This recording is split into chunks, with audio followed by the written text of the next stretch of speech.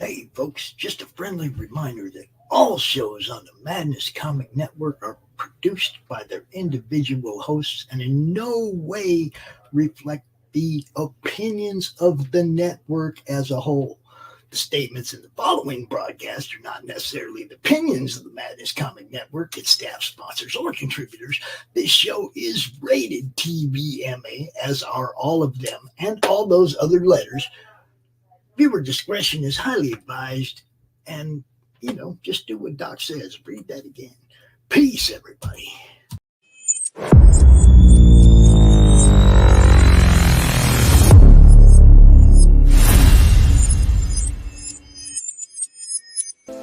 Who am I, you ask? I was created in the middle of nowhere, surrounded by the waste of a dying world. I was bestowed with an insurmountable task: bring peace after decades of death, persecution, and chaos. I am a grandchild of war, destined to help two camps which hate has fueled for far too long. Surprisingly, I am not alone. Have an odd bunch to make the road a little more bearable. Come with me, to bring hope where there was despair, respect where there was resentment, creativity where there was destruction. I am Pinocchio, and this is my story.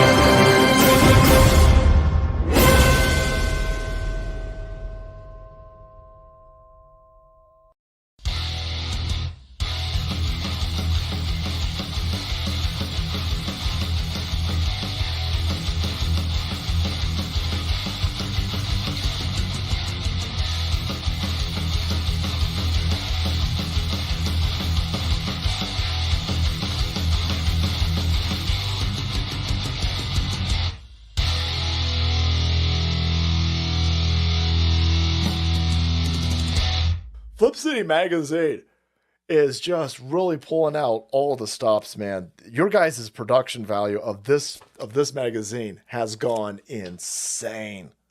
I mean, look at that. I mean, I remember when you guys, it was black and white. Even when it was black and white, I thought your quality was great. But damn, they just really stepping it up a notch. Look at this. James Corbett, boys. James Corbett. Genuinely cutting. But also funny, and obviously just chaotic and very fun. I love Flip City. It has brought new types of badassery and integrity to the print medium.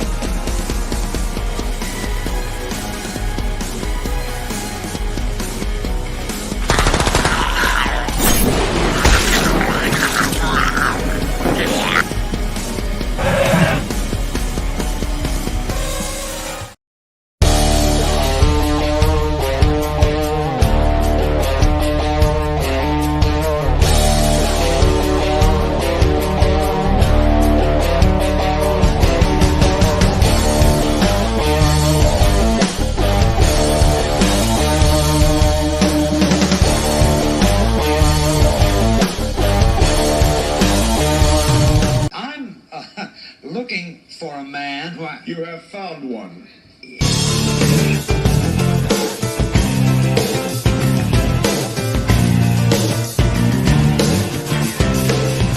Won't you get in trouble if the boss shows up? Oh no, is the boss here? Hey, wait, I'm the boss. And I am here. What's up, everybody? Welcome to the 200 and however many, who cares? Whatever. A lot of them. Madness. Monday Madness. We are back. We are here again. I am here as always. Well, almost always with my compadre, with that dude. So just sit right down, relax, open your ears real wide and say, give it to me straight, doctor, I can take it.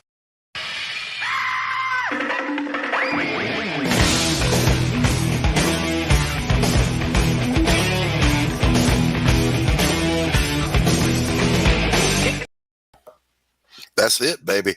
What's going on? See, give it to me straight, doctor. I can take it. I wanted to catch you in the head bop right there. See, I waited until you started. Headbanging is involuntary. When there's good rock, you can't even help it. This is a factual statement. Doc, we got a good show. We got a very interesting show. We have a long-time member of the Madness and you know, somebody that I've been promoting for 5 years now, and we have somebody that we just freaking met a couple of days ago that was like, Madness, a Madness virgin. It's trippy, man. It's like sometimes people hit me up and they're like, man, can I come on your show? And other times it's like I'm out there going, hey, I ain't got no gas.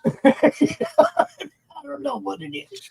It do be like that sometimes. We always have openings, though. If you have a project, a YouTube channel, anything you want to promote, the Madness always has openings somewhere. Yeah, come on down. You know, come on in. The water's fine. Yeah, and tonight, like I said, we have a longtime friend of the Madness. Mate, geez, man, we were just a wimpy little Facebook group when I met this dude. What is up? Sam, Quentin, what's happening? What's up, gentlemen? How you doing today? All right, my brother. Good to see you. It's been a long time, dude. Look, yeah, a lot of people haven't seen me much lately. I had COVID in July, and I just got over the flu from last week's. He wasn't gray when I met him, yo. No. Look at that now, right? Sam, I had hair when I met Pops. I'm telling you, comics will ruin you. You know? You see what happens to us. I know. Time marches on, you know, but you know, hey, getting old beats the alternative. It does indeed. I'm going to have to give you that one. You bet. Yep. Look, I'm about to be 61. Okay, like a few days away. Mm-hmm. And, holy crap! If I still don't feel like I could go out there and do whatever I want to do. Not this guy. Couple weeks ago, the grandkid, the 12-year-old one, the football player, the baseball player, right? Mm-hmm. I can run faster than you, Grandpa. Not yet, boy. You can. And I proceeded. Yeah. I, on the other hand, if I were to run to my car, you'd have to call 911 when I got there. Yeah. Just saying. Look, I took off so fast that he gave up. Dude, he was just like, nah. You know? Running from the cops teaches you things, doesn't it? I'm telling you. No, it's just, you know, I'm not there yet. I'm not at that point where I'm ready to give in and give up and surrender. No, kid, you're going to have to take that from me. Just like my son had to, you know? I mean, he tried that same shit about the same age. I'm faster than you, Grandpa. Boom, I said run, and I caught him. Like that. Oh, yeah. Did they let you sign for it? No, there was nothing to sign. Look at that. That means that he didn't send it right. Thank you, baby. They let somebody else sign for it. Oh my God. No, they didn't ask for a signature. He didn't send it the way I asked him to send it. So we'll have a talk. Thank you, baby. People in the chat, yo. Hey, Katie. I was just getting there. We got people in the chat. Katie launched her book yesterday. Ninja launched on the network, yo. Oh, cool. I'm guilty of doing that. Sometimes I'll stealth launch stuff. No one's heard anything's coming. No one's not got any knowledge at all. And all of a sudden, bam, we're trying to raise $50,000, people.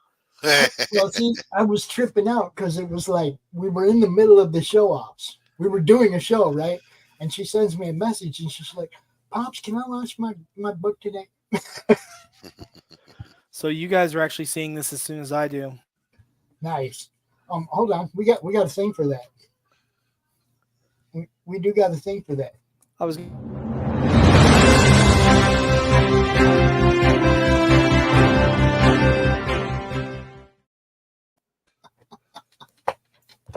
I love that we have a thing for that. Hey, Apex, what's up, buddy?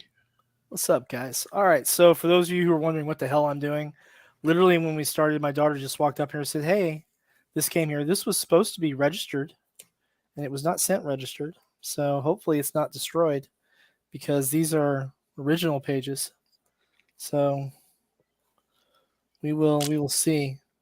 The package was pretty banged up, so hopefully not. All right. Everything looks good so far. Here we go.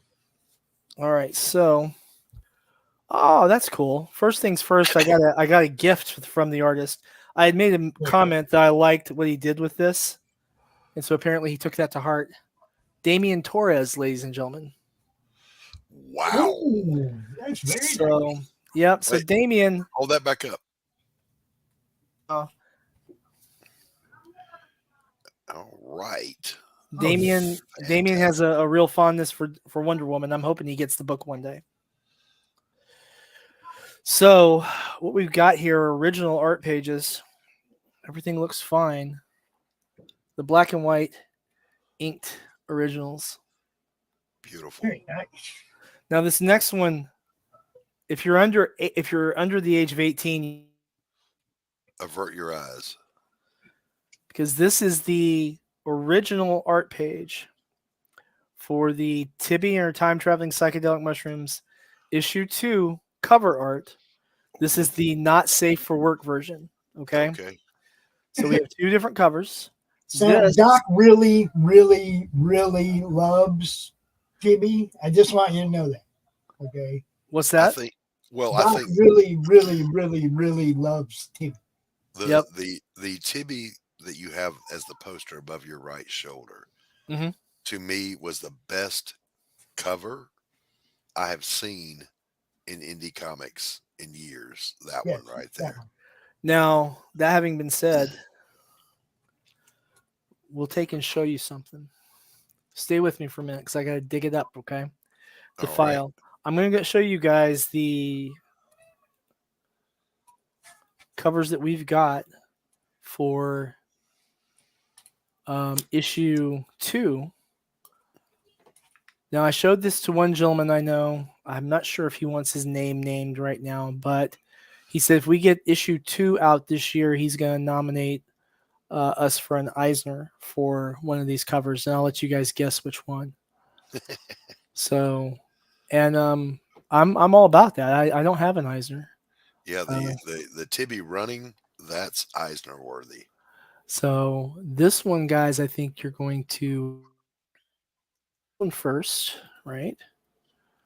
Okay, so this, gentlemen, is the main cover art for Tibby and her time traveling psychedelic mushrooms, issue 2. Is that not gorgeous? Beautiful. It's Woodstock, baby. It is Woodstock. Yeah, we're going to Woodstock for that. Beautiful. Now, dude, come on. Now, you got to give me a little bit of props for knowing what that was immediately. Come on. I know, right? Very definitely not Jimi Hendrix on stage in the back, not playing the Star Spangled Banner on his guitar. Yeah, but that's really small. I could barely see that. I'm just talking about the way the stage looked. Yep. Stages don't look like that nowadays. We actually use everything everywhere back then. Yeah, we actually use reference for the photos from Woodstock. Right? Beautiful. Beautiful. Now, gentlemen. Rocky likes it too. Tipping her time traveling psychedelic mushrooms. The wet t-shirt NSFW cover. Censored for the audience on this one. Yeah. But I gotta ask you guys, is that not just absolutely gorgeous artwork. It is indeed, sir. I like it, but I'm still gonna say the bubbles. I still like the bubbles. No, the bubbles were cool. Don't get me wrong. But I like the wood. Now I like the Woodstock one the best because, like I said, I fell right into that cover. I know right where I'm at. I fell right in there. We actually have art prints of both. We have art prints of this one coming. They should be here Thursday, and we have art prints of the cover for the main cover, both in regular and in holochrome. God damn it. Beautiful. Isn't that fantastic? It's beautiful. Yeah. So we got those holochromes done by the guys at Comics Wellspring. It took a good little while because, as you know, they were in the process of changing some stuff around. But and in September, Tibi issue 1 hits the direct market. Orders were done through July. It'll be on shelves September 24th, I believe. Nice. And we got 2 different cover options. They got the main cover, which good thing I got my art prints pulled out. Yeah. Because we do a different cover than what we do for the crowdfunding, right? Hold on here. Let's get you embiggenated. And so if you like the bubbles, Pops, there you go. Beautiful work. Beautiful. Damian Torres, man, he's absolutely fantastic. Yeah, he is. But and then we have a foil variant. The guys at Antarctic Press took the original cover, line art, no colors, and had it done as a foil variant. Okay. So it's we put those out there. We have our initial sales numbers in. We won't have reorder information obviously until November or so. Right. But didn't do too bad. Obviously we didn't do like 5-digit numbers, but we did 4-digit numbers. So I'll release that after we put out the public statement on it, because we want to be really transparent about how our debut with the direct market went for the market as a whole. Nice. But the fun part is Tibi has actually now caught 47 Furious Tales issue 1 as far as print volume sold. Nice. It hasn't caught up to it on, but we have now recorded from just the print run we did from the Kickstarter campaign in September. We've sold 3,100 and a couple of more in Very print. Cool. That doesn't count the direct market sales. So that's awesome. Good numbers. Good solid numbers. That's a lot of work, but a lot of that came out of course, our shipping directly to our supporting stores. That was about 700 and something of those. Right. Because we had a couple of stores that ordered an absolute ton of them. And then we had the crowdfunding campaign, which was another 300 or so between the different crowdfunding campaigns. And then just at New York Comic Con, I was sitting and talking with Damian and Nick and Bryan, and then we kind of figured out about how many we moved specifically there, because I brought boxes and boxes of boxes right. and boxes and boxes. And we figured we probably sold somewhere between 800 and 900 copies just of Tibi at New York Comic Con last year. So it was a busy time. But and then all the other appearances we've done, all the other cons and stuff, it's been pretty damn busy. That's for sure. If you guys aren't familiar with this dude actually puts in the work. He has put in the work since the day I met him, since before I met him, obviously. I've known him for quite a while, but he has a work ethic around getting his books out there and getting them seen that's unparalleled with anybody else out here in the indie game, okay? Yeah, you could have a big channel and blow up like that, whatever. This dude, ground floor, from the roots, has built what he's done. This guy cold calls. off comic shops. Yep. 5 every day. Every working day, every business day. Wow. Can I get my book in your store? Mm-hmm. Can I send you a book? Can I send you something to convince you that my stuff's good enough to be on your shelf? Well, that's how we got into the collective. Remember, the collective is huge. It's been a long time of you doing that. Yeah. How many years now have you been doing that? 5 days a week, 5 years. That's 25 comic stores a week, 52 weeks a year for 5 years. People. And you hear no a lot. Rejection is normal, yo. We at our highest point, we had 38 different stores we were directly shipping to, and we're down to 32 now due to store closures, which is just the last 18 months have been really hard on store closures. And of course we had one of the guys, the store owner, actually died very suddenly, and that was really sad. But his whole customer base basically came out, and his wife and some of the guys that helped out around there, they came and they just basically sold everything they could out of the store to get it out and everything. So it was good to see that people came together for that. But he's going to be missed. He's a good dude. Look, people, don't wait until somebody's gone to come together and help them out. Mm-hmm. And the thing too is I've had a lot of help too. Adam Watson with Comics Mainstream Distribution, he's put the books for us out into marijuana dispensaries and other stores and such out in Oregon. I think we're in 10 locations through Comics Mainstream Distribution right now. And of course, Tibby does very, very well in the dispensaries. Not gonna lie, people like that. But then we've got shops that we supply to directly. Like there's a tattoo shop that carries our stuff over in Cincinnati that I just drive over to, and we make sure they're stocked. We got one shop here in Frankfurt, which is a retro game store that carries our stuff. So those are the Retro's the Vault, guys. If you're in Frankfurt, Kentucky, they've got everything from PlayStation 1 forward. Basically, they've got freaking Dreamcasts in there, guys. So definitely, if you're a retro gamer, it's a place to be. Man, I'm so mad. Don't get me talk about retro gaming because I can't play Baldur's Gate. You can play the new one. Oh, the old one, yeah. But you can't play the old one if you don't have a PS2 and some old discs, right? Well, they've got They're not on any of them stupid bundle things. They're not on it. Baldur's Gate 1 and 2 do not exist if you don't have the. That's terrible. Now, you know what else we've been doing? We've been working on some licensing stuff. Our cartoon deal fell through, unfortunately. We couldn't get our cartoon license worked out. That's okay.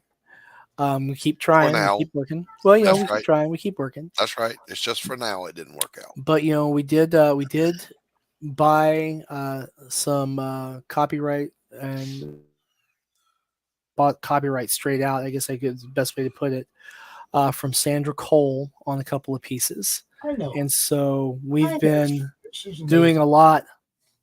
Sandra Cole in just art sales directly. So that's been pretty awesome. Beautiful. Between that one and then Upside Down right there. So it's been fun to keep moving RPG stuff, comics, although the RPG stuff I hate to say it, but I probably have to step away from the open game license stuff with Wizard of the Coast. Every time I start to get back onto a project, Wizards of the Coast does something stupid.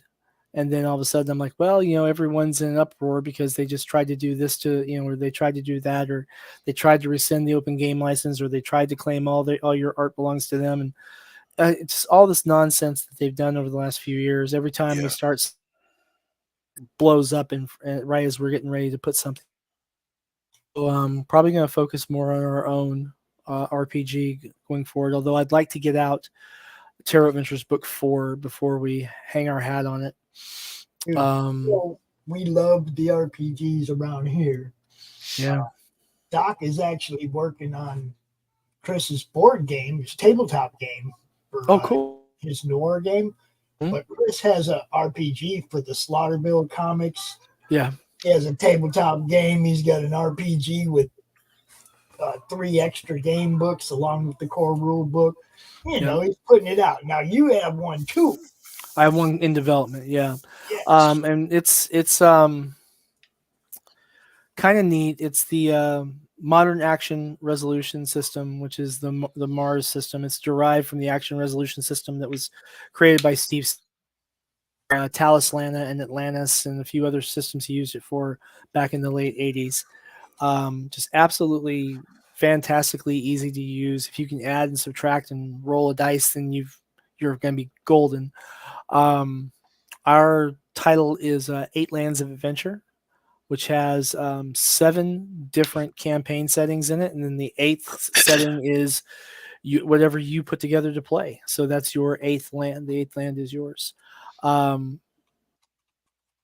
language for the license and permissions and such, so that people can do some things with it without having any future generation come back and bite them. Want to make sure that people can stream their live play sessions or record or whatever, and after I'm gone, won't have to worry about kids sell the company, won't have to worry about some future owner trying to screw them. You know what I'm saying? Yeah. So I want to make sure that we're looking out for worst case scenarios in the future, which is anymore. But after so much of the stuff that's come out over the last 3 or 4 years between different game companies, I think it's just the right thing to do. So it adds more work. It makes things a little more difficult. But if you're afraid of difficult work or doing hard work, then you don't belong in RPGs or comics, because God, that's freaking hard. So that's a fact. Because look, just the promotional part of comics is nerve-wracking. No doubt. Yeah, we've had some people who've come to me, particularly over the last couple of years. We've seen more and more of it, who are looking to which is how we started producing Necroholic by Bryan Lee, who's a dear friend of mine. I've known him for 25 years, something like that. And so Necroholic's been an absolute joy to put out. Every single one. All right. Sorry, Pops, I saw your message pop up. But then, there's also so much going on with conventions and getting in with those. We have a little small con that I'm hoping to finalize my table tomorrow. It's a little one-day event, like 6 hours long, in E-Town, Kentucky. And so for those interested in doing conventions, but you're worried about, I don't want to, spend like $2,000 doing the Cincinnati one, or the one in San Andreas, or in Jacksonville, or whatever the thing is. Look for your local cons and look for your library shows, because I'll tell you, the weird thing is that some of those small regional shows have been some of my, when you break it down by hours, have been some of the best shows I've had. My daughter, who has just turned 10, yay Willow, she comes with me to a lot of the little shows. This year was the first time she worked with me during the Lexington Toy and Comic Festival back in, I think it was March. And the thing about like the little shows like E-Town is she can come in a big room, she can walk around and check things out. She's big enough to walk the floor herself at that point. And she can work the table with me very easily, and it's nice and comfortable. But the thing too is that people are coming there and they're really excited because it's a nice local event. A lot of these folks, aren't really wanting to spend $50 or $60 on tickets to a con in Cincy or in Jacksonville or in Lexington or Wichita or wherever, but coming to the local con and spending $3 for a ticket or $5 for a ticket, and then coming in and seeing all the cool stuff that's coming out, that's a different matter.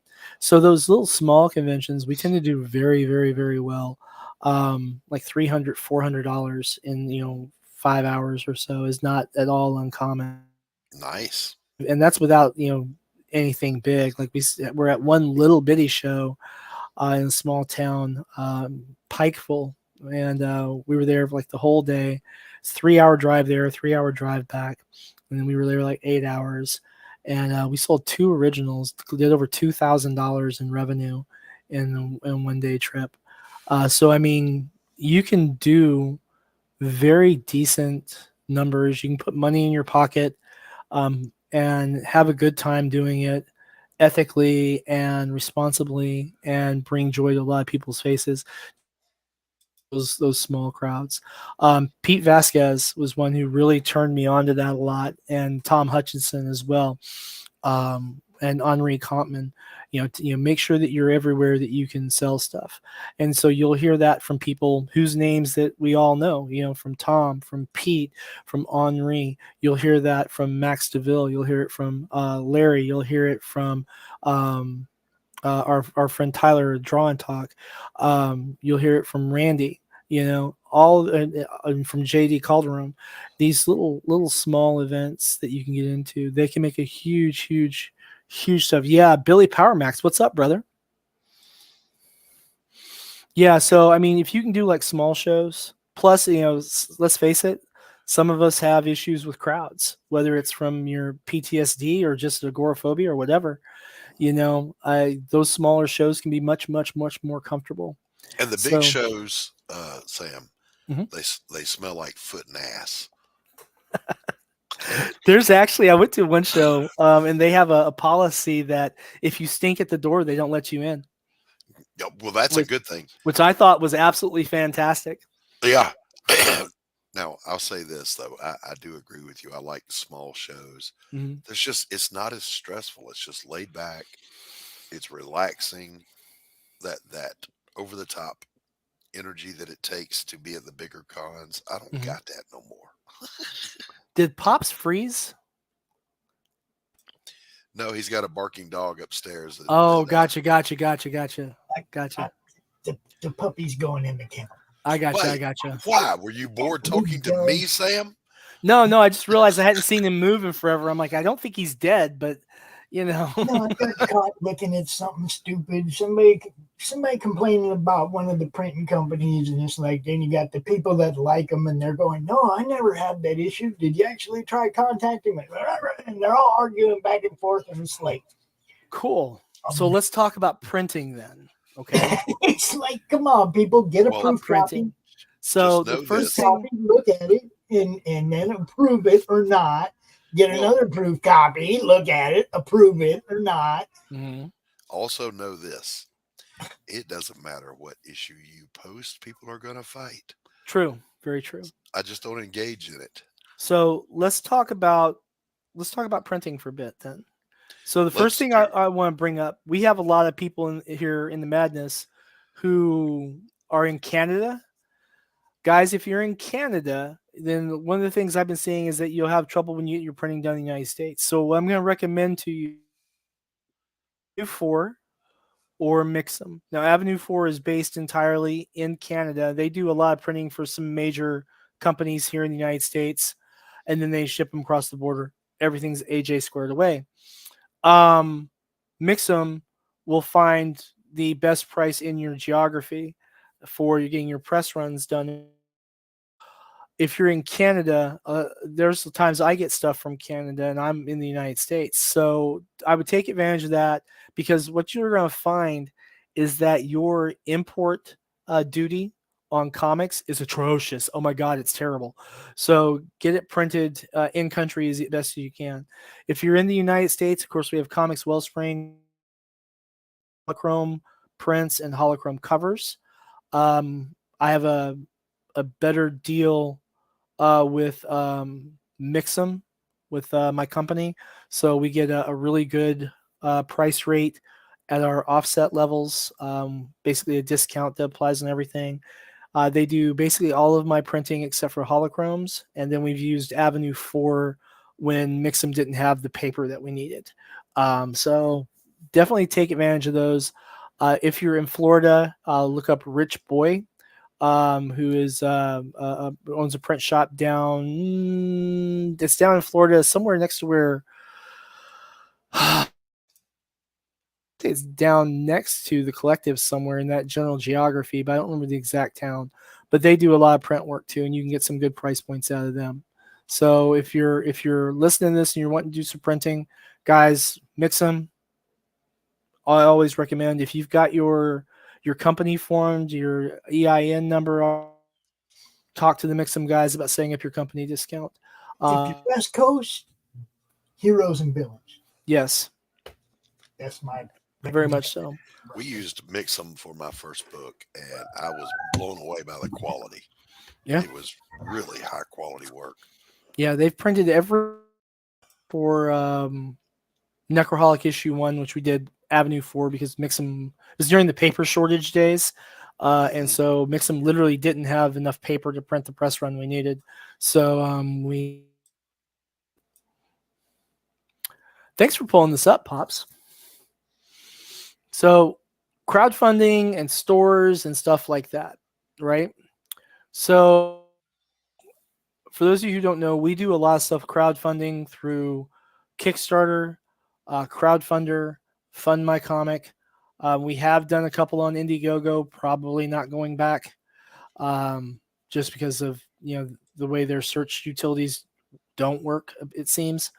But one of the things that we decided to do is I was talking with Luke, who is one of the owners for Fund My Comic, and they have a setting in there that will let you set up a store type stuff. So something that doesn't have an we just pulled off some merchandise off this because we're going to be updating it because postage rates are going up in a few weeks. But these rates on here are all good through the first week of September. But what we've done here is we've actually priced stuff like we price them at our convention appearances. So instead of having our regular crowdfunding prices, and again, guys, thanks for everything with the crowdfunding you guys get right. We've made things a little easier. So, for example, this one, if you're not familiar with our work, you can choose one of our 4 issue 1s. Pick the one you like in the little drop-down menu, $5 plus your shipping, and it's out the door the next business day. So you're not waiting a long time. You're not waiting. Right. Everything here is in stock. So that's a big deal. Now, segue on this, because we were talking about printing. I've had people already ask me, is like, hey man, are you losing money on $5 books? No. Books are printed, well, most of these books, I should say, are printed at offset levels. The Reign of Ages cover there was printed at a smaller volume. We just usually just sell them at the cons and whatnot, and it was available through one of the crowdfunding campaigns. So we only printed, I think, 500 or 600 of them or something like that. It was not a very big press run. Whereas 47 Furious Tales had 3,000 copies of that particular cover printed. Necroholic, I think we did 2,500 or something like that. And of course, Tibby, we did 5,000 copies of that cover with the trade dress on it. So you get that economy of scale. That means that when you go to sell it to retailers, you can put it on the shelf at regular retail levels, as opposed to them having to try and get $10 or $15 for your book. Right. Now, it requires investment, obviously, and you have to really sell your books to actually make any money on them. But you'd be surprised how fast that adds up. Yeah. Yeah. So I like the price point. Always have. I remember the last time we talked, Sam, I had commended you on how wonderful your price point was, and I liked your financial model. Yeah. Our crowdfunding, when we're crowdfunding something, is usually $10 to $15. Mm-hmm. We do have a project we're working on that's a licensed project. We're not ready to announce yet. It'll probably launch in early 2025, probably the first quarter, for an intellectual property that has been around since the 80s. And we should be signing the contract on that license in the next couple of weeks, which is really, really exciting. Nice. But that book is going to be, the current format of the script is 44 pages. Mm-hmm. And it's going to be a hoot to make. And in addition to doing Tibby, that book is being drawn by Damian Torres. So we are definitely pulling out the stops there. The interior colorist for Tibi is Dakota Erhan, and the colorist lined up for the licensed product is Nick Capone, who trained Dakota Erhan. So If it ain't broke, don't fix it. yeah, so familiar names around the Sinopa stuff. I love it. But yeah, and this is, if you keep scrolling down, you'll see that we kind of keep the whole theme. You're going to freak though, Doc, when you see what our art prints are priced at. Because if anyone who's gotten these, especially like Pops, you've had some of our art print things, high grade paper, great finishes, beautiful stuff.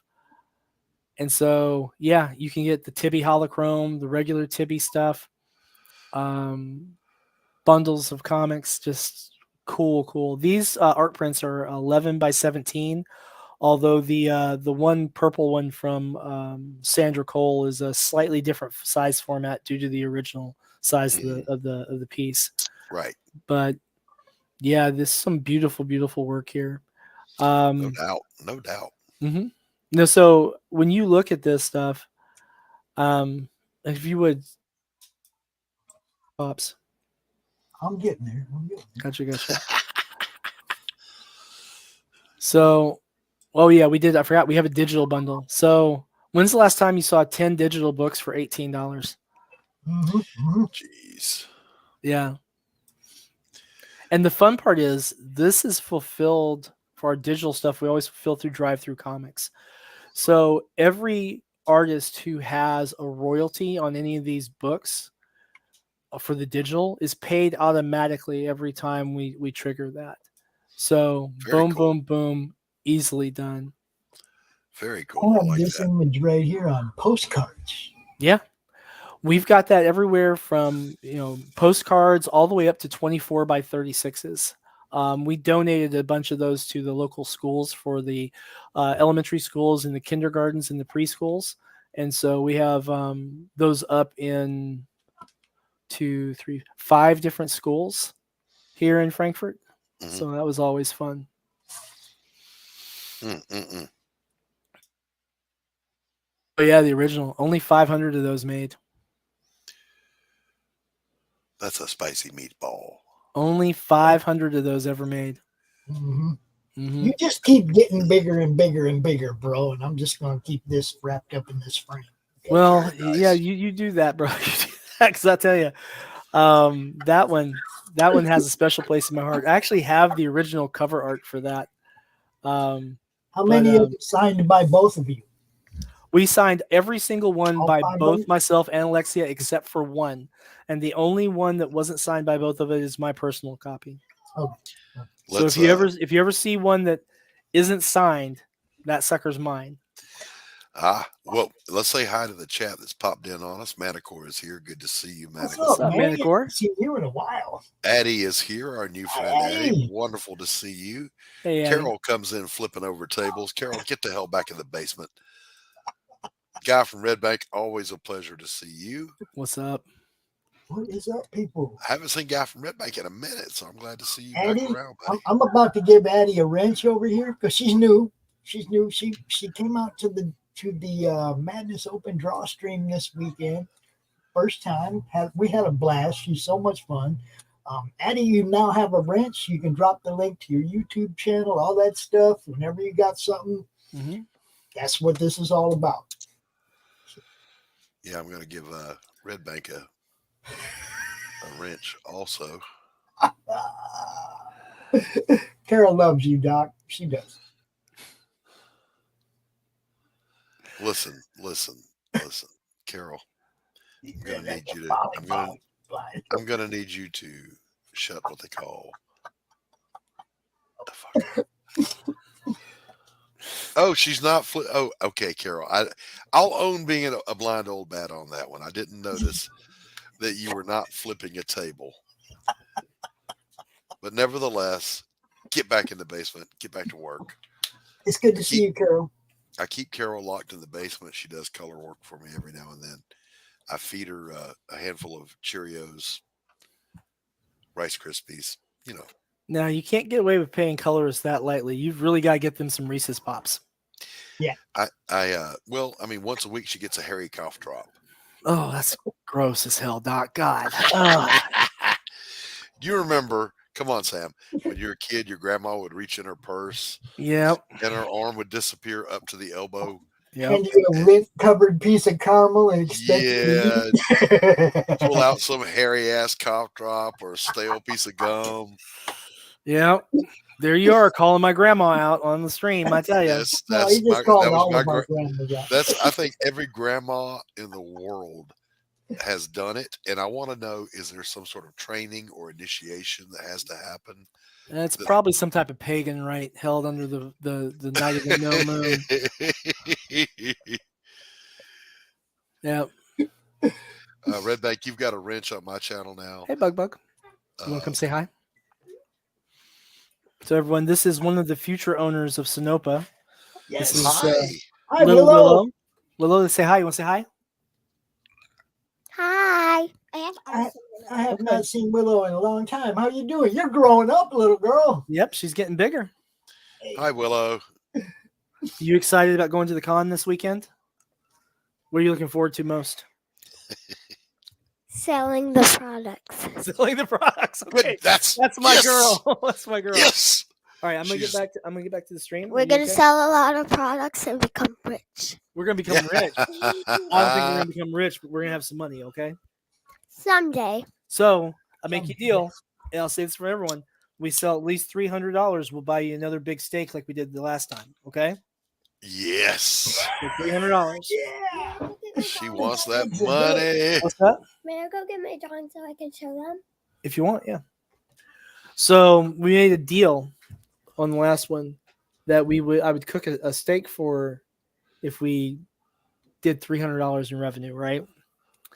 And she'd get to pick it out and everything. So we blow past $300, and she did like $90-something of that herself. So I'm like, good job, baby girl. And so we blow past that. We come back to town. She wants to show you guys some of her art. So hold it up there, and I'll keep talking, okay? Oh, hold on. Let me get this. Get you on the big screen. She has decided that she's going to keep practicing every day until she gets really, really good. And I just And then figured she'll out how to start. do arm positioning. And then she'll start drawing at conventions. Wonderful. It's going to be 5 or 6 years, though, huh? Got to practice every day. Not just at conventions, but she's going to draw a book for Dad someday. So. Wait. Oh. Hi. Hi, Katie. Hi, Katie. There we go. All right, okay. Thank you for keeping an eye out for the mailman. Okay. All right, let me finish this up. I'll be downstairs in a little bit. Okay. Bye, Good Katie. job. I'll be back later. Good job, Willow. Carol. So. Actually finish it. Steak unlike that sissy dot gift. Yep. So she so we went and we blew past our goal. We came back to the store and we go into the store to get steak. And so I said, okay, let's go find steak. So she heads right over to the butcher area and picks out like this steak the size of my head. Nice. And I would say it weighed as much, but not quite. But it was 18 ounces of a piece of steak. Yeah. So we came home, we cooked that. She ate almost the whole thing. And then we went on to have we had treats, and then we watched anime, and then we went to bed. Yes. All right, take these with you, and I'll be down in a little bit. Okay. All right. Love you, bud. Holy crap! She's growing up. You want to say something? All right. She wants to say. Here we go. Willow. Make sure to check out our website and buy art prints and comics. All right, give me that. Get a little shell. All right, go on. The web store on Fund My Comic, right? We are still working on the Sinopa Publishing website. She is growing up, bro. But she is. Can you tell she's been hard at it? Holy crap! Yeah, she's growing up. That's awesome. All right, go on, baby. I'll be down a little bit, okay? Go on. Stop showing off. But yeah, one of the future owners of the company, her and her brother. So she's very excited. She likes to go to the cons. She's actually going to be cosplaying this time as Nice. Miraculous Ladybug. So it'll be fun. I like the Tibby Woodstarter print. That's pretty good. Yep, the Tibby Woodstock. Yeah, it's pretty cool, huh? No, And the this Witch Starter. Which Oh, the Witch starter? Starter. I like Honey, I'll be down in a minute. Okay. Yeah, I'm still going to tell you, Tibby #1, that cover will No, it will be my favorite for a good long while. It's gorgeous, not just isn't that it? there's a pretty girl running. I mean, that's obvious. Everything really about like it, this one, the though. Dutch angle, the detail, the color. Mm-hmm. You know, when everything comes together that flawlessly, that's amazing. I'll tell you, if you've got the budget, Damian Torres for covers, man, he's fantastic. We've got stuff in here from Anthony Ojeda, from Alexia Veldhausen, Sandra Cole, Kelsey Cohen, Nick Capone. Yeah, just all kinds of cool stuff. Beautiful stuff. And of course, even some of the mugs that we make. There you go, Doc. Yeah, listen, stay out of my market, buddy. Hold up. Now, I'm telling you. Is this the 47 Ronin? Yeah, that's Aiko Castle, the black and white Yep. original art for that. Mugs is my thing, baby. Oh, that one's badass too. Come on, man. Those look awesome. That's Ken Hunt's Reign of Ages right there from a piece he did for us for a sticker and merchandise and such. Tibby. And then this next one's by JP Buzio, who did one of the he did the variant cover for the first release of Tibby. And he did this for me for merchandise stuff. Just absolutely gorgeous stuff. And so we've got this up here. I need to promote it a lot more, obviously. But yeah, we only have 10 of those holochromes left. So when we say that we don't reprint covers, we mean it, right? So we only made 50 of those, period. And so once they're gone, they're gone. Right. So yeah, I don't know about you, but I offered black mugs and white mugs on my last campaign. Lots of black mugs. I think I only sold one white mug. Don't know why. The weird thing is that we usually don't sell very many of them on Kickstarter or crowdfunding campaigns. The really bizarre part is that we can't keep them in stock when we take them to conventions. Like we'll take a like even to like a small little show. Like we were at a little library show in population of I think 2,000, and we took I think 6 there, and we left with 1. Yeah, they're a great impulse buy item. Well, let me tell you a little story about this too, because like I'll go to the cons. You guys know I go around interviewing people, right? Some of these people I talk to all the time, right? I see their stuff all the time. But when you're holding it in your hand,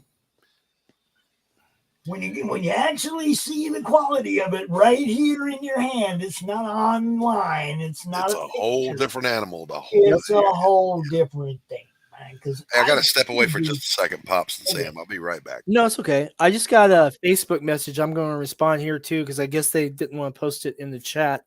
So how we ship those art prints, because that's the question. Okay. We have these stay flat photo mailers that we use. And then we have reinforced boards for them, the little cardboard ones. All of our art prints shipped, bagged, and boarded, packaged in these really nicely. And these are really pretty strong, pretty tough. They handle it really well. And then, yeah. It's a nice, easy way to.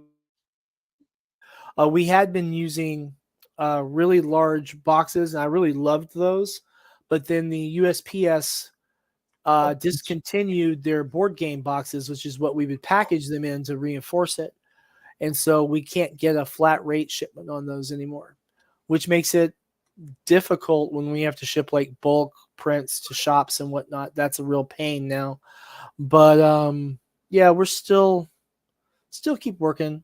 And hey, we have someone who just made a purchase too. So I will be packaging some stuff here in a few minutes. Had to make it work tomorrow. You said, hey, if you buy it today, it'll be shipped out tomorrow. Well, somebody had to make it work tomorrow. And it definitely will be. We'll be packaging that tonight and getting that out. So yay, congratulations. Thank you very much. That's our second purchase ever on the store. See, Really, really happy to see that.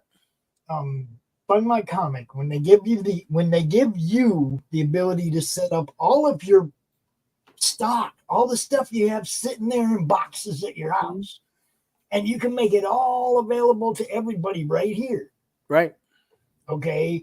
It's not a crowdfunding, it's retail sales. Right. This is the retail store. We'll do more crowdfunding on Fund My Comic as well. Because we've had other campaigns. You can set your campaign up separately from a store with all your back stock.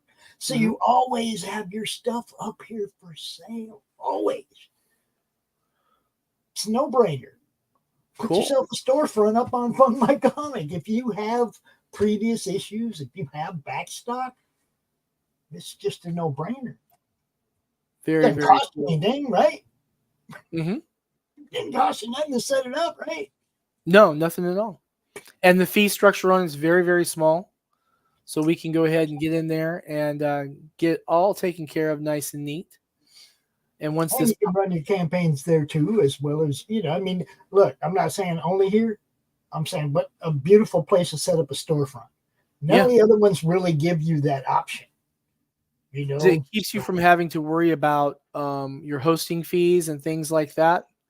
So what I'm going to do is I'm going to go in here and we're going to see. Yeah, you got to do that right now. Okay. So there should be a, what you'll see is on this when you're looking at the store, there's a drop down menu where you just pick the actual title you want. And then that's the one we take and we ship to you. So it's nice, easy peasy. Yeah, because you can get any of these. You can get number one of any of the series that he's got going on.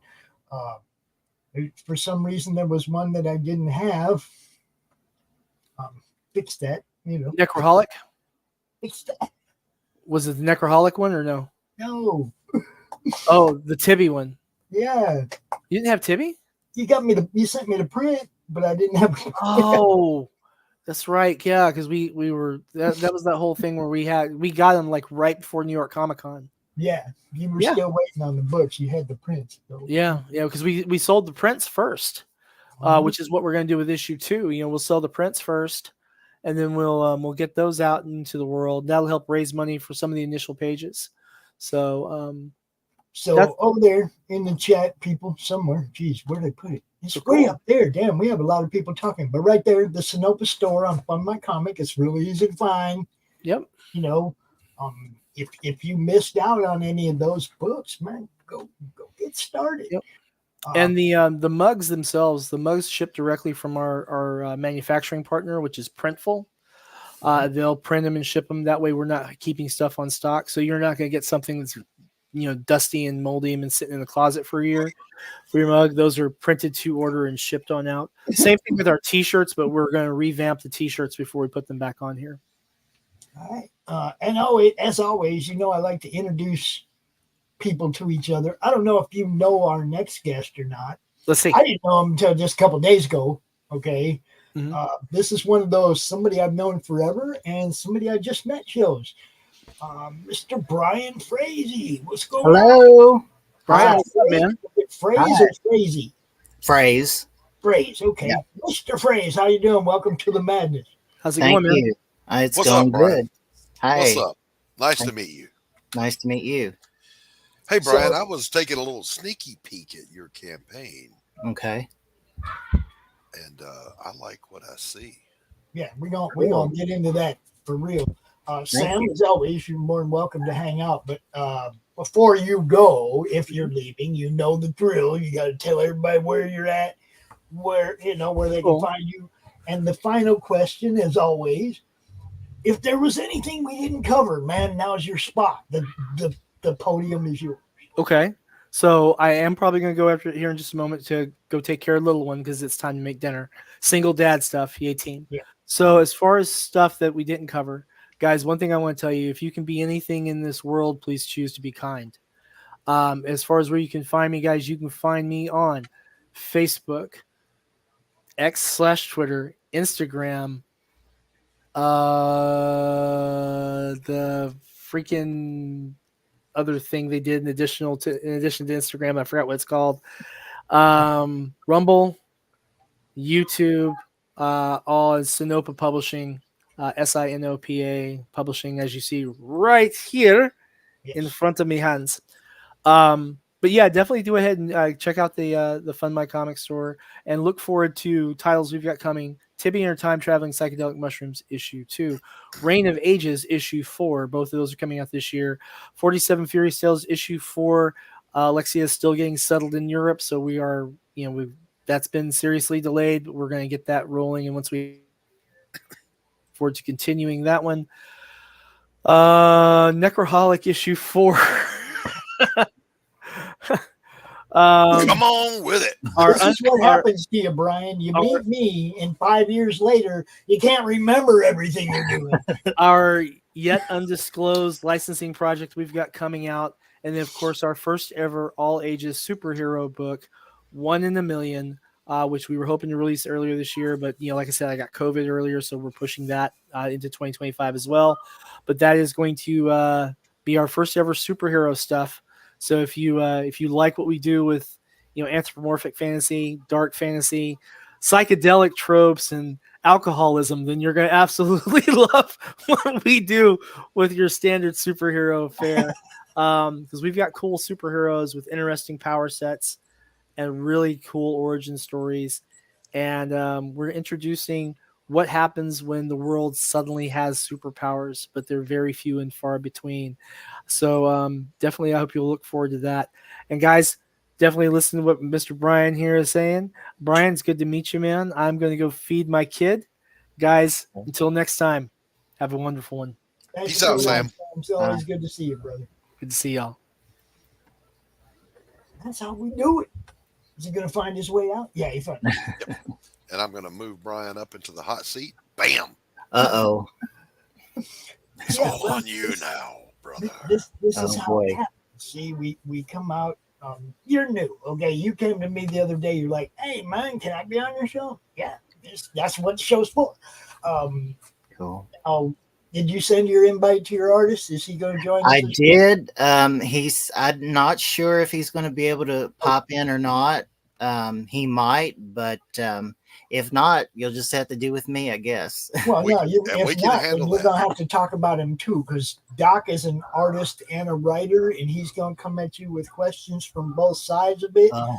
I'm like a promoter and a marketer, and I'm going to look at ways to help you market this more. And you know what I mean? It's like it's kind of a two-pronged interview. You know what I mean? He handles the campaign. I handle the creators. There you go. So I'll start with the creator. What went wrong in your head to make you think you wanted to do comic books? Oh, man. Well, look behind him, Doc. That one's kind of obvious. Yeah, I've been reading comics since the 1980s when I was a kid. Some of the first comics I think I ever read were Batman, Supergirl, Wonder Woman, Fantastic Four, X-Men, Avengers. Right. So, I grew up in the 80s when, probably the best decade for comics, for a lot of people. When comics were fun. Yeah, exactly. And throughout the 90s, I collected off and on and into adulthood. But, I've always had a creative streak, I guess. I've always wanted to do something. But I don't know. Nothing ever really seemed to come together for me. And then, February of this year, this idea popped into my head, and it just kind of came out of nowhere. And I thought, well, I've written a script. Actually, I'd written several scripts, and I thought, well, what am I going to do about it? And I had contacted Vince White, who, he's well known in the indie comics industry. He wrote and created The Legend of Willpower. And I went to his website and contacted him through there and just sent him a copy of the script. And it just kind of, progressed through that. And now here we are. Right. And that's, by the way, that's a quick movement to go from February to now. And Yeah, it is. you're out there. How did you meet your artist? Well, actually, last year I had got it in my head that I wanted to write something. I wanted to write a novel at first, and I thought, I was going to call it Power Flux. It's about a hero whose powers are in flux because of some personal issues. And so I thought, well, I was thinking grand, like I'm going to write, a trilogy or something like that. And I thought, well, what would be a good like umbrella term for these books? And so each book had the title Power in it. So I thought, well, what if it was the Power Verse? So I Googled Power Verse, and lo and behold, someone's already taken it, and it's Vince White. He created it. And so, and it was through that. Isn't that funny? Yeah. And so one thing led to another, and I got in contact with him, and he liked the script, and he wanted to do it. And nice. So, I love it. I love it when it comes together like that. Yeah. Yeah. So talking about writers, tell the people watching, it's a two-pronged question. Which writers had the biggest impact on you? And part two, what if you like this writer, you'll like Bryan Fraze's writing?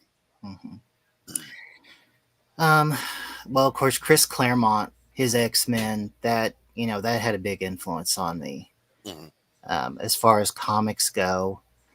And then as far as writing goes, I like Shirley Jackson. She wrote The Haunting of Hill House. That's one of my favorite books.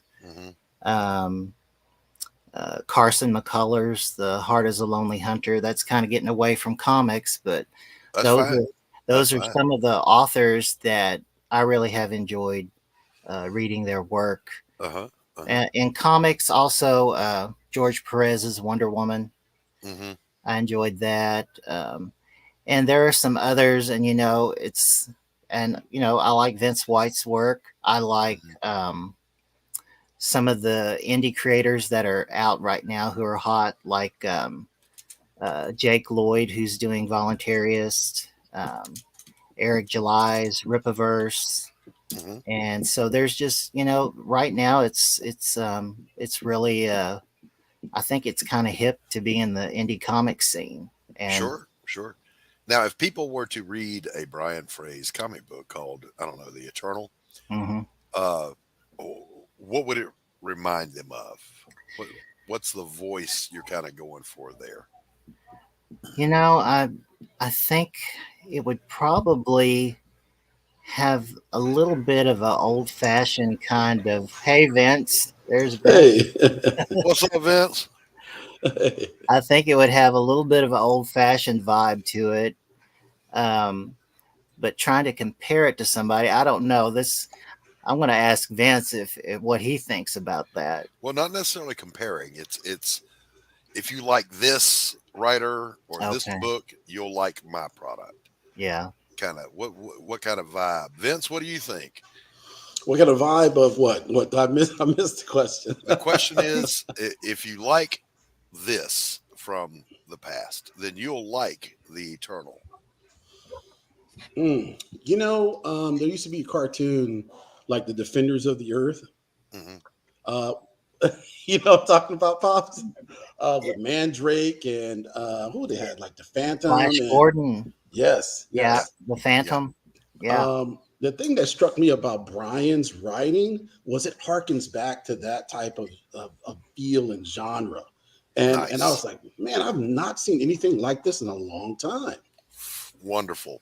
See, I love to hear that because I'm of a certain age, probably the generation before yours, Bryan. I grew up reading comics of the 70s, and then on into the 80s.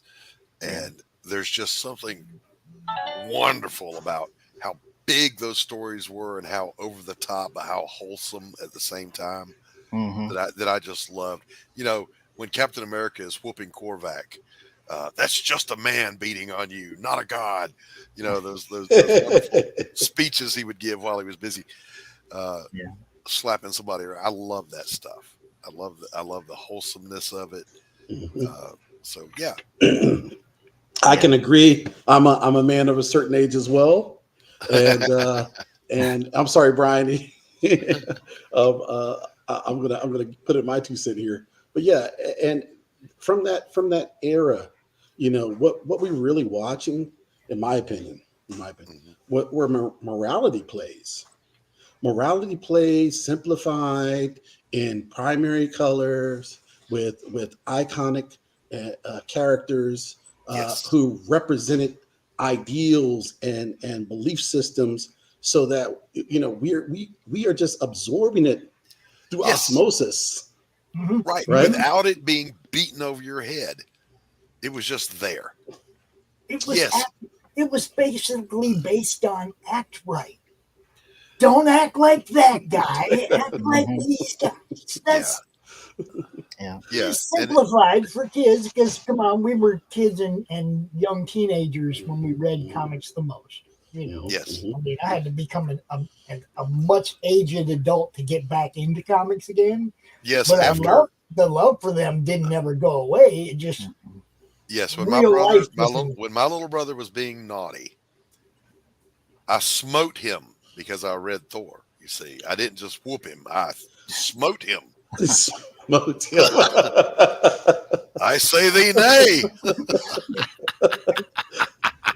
That was one of my main problems. I was a mythology nerd, and when I found out that they had written Thor and Hercules into Marvel, I was instantly into comics. I kid you not, guys. This is a true story, and Vince and Pops will get this. Brian, you may get it as well. My grandfather was a Southern Baptist preacher. I went to church religiously every Sunday with my King James Bible. I could read and understand the King James Bible because I had read Thor and understood Thor.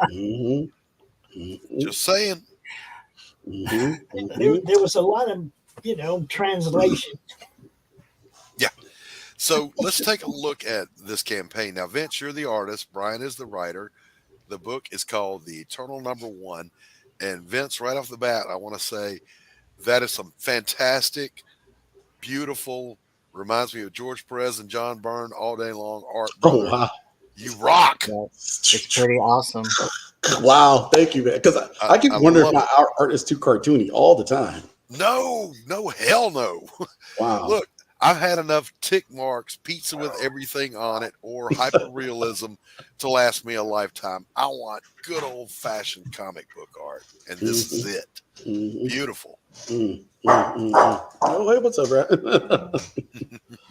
Yes, I appreciate it, man. It's always a challenge, to try and get over your own, self-critique. Imposter syndrome. Do you feel the imposter syndrome? Absolutely, I feel it. I feel like I'm not even impostering anybody. I can't even get up to that level. I keep thinking.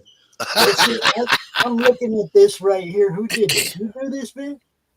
Mr. Vince. Are you talking about the intro, the Immortalverse, the realm? This piece right here, Immortalverse, yeah. This piece I'm looking at. You did Yes. this with the animation and everything. Yes. Yeah, you ain't got to worry about being a fucking imposter, bro. I'm just saying. Look, I love the Infinity logo as the Immortal logo. That's freaking right on top, buddy. Yeah, that's Brian's idea. Was sort of to have something like that, and so I just played off of what he said. Yeah. Look, libraries are worse than stairs, aren't they, Doc? No, nothing is worse. No, nothing is worse than drawing stairs. Vince, all them books? if you got a page direction from Brian that said a protracted fight inside of a stairwell, would you or would you not step out in front of a bus? Maybe a taxi. No, I'm looking at this and I'm seeing all them books and I'm thinking, man, if you had to do a sequential in this room. That's not hard. Stairs are a nightmare. They're a nightmare because they're always in 3-point perspective and you have to remain consistent. Listen, I say this, Vince, because I had to I was ghosting some pages for someone and it was pretty obvious why he chose these pages, right? Hey, would you mind doing these 5 pages for me? It's a fight in a stairwell. And I was like, oh God, me and my big mouth, what have I gotten myself into? So I was about to say, you remind me of an artist. I didn't know if you were an artist, but I thought I've seen you somewhere in Artist Alley somewhere. Not unless it was at Dragon Con in the 90s. Oh, the 90s?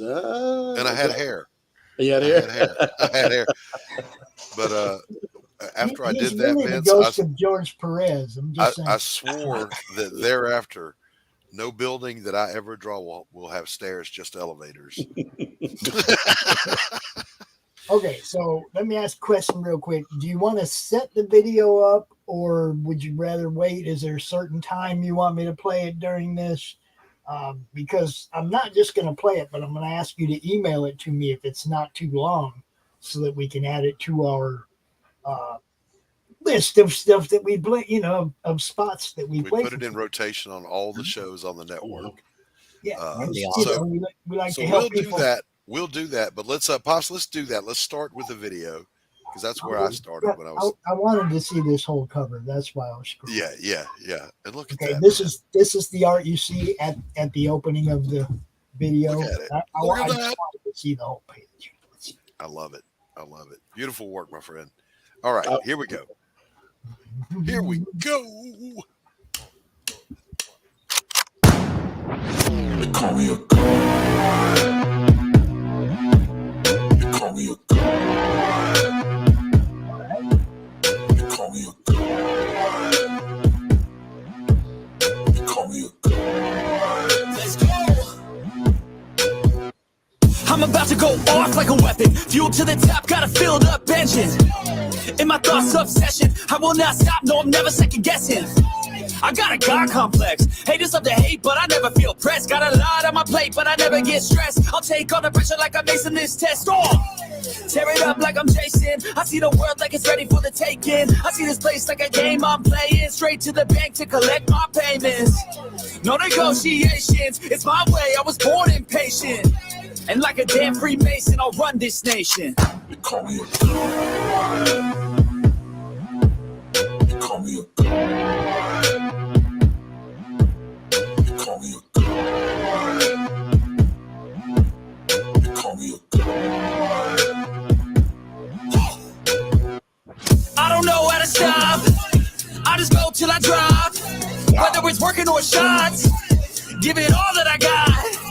You can watch me work in my element. Anyone in the way is irrelevant. Wanna cross me, cool, not intelligent. Cause I don't forget shit like an elephant. Go ahead and tempt me. Put it on the line and you'll come up empty. If I got time, I'm deadly. Never caught off guard, no, I'm always ready. I got a hand real steady. Look me in the eye and you'll see no hezzy. About to get real messy. I'll put you in a grave 6 feet like Kenny. Call me a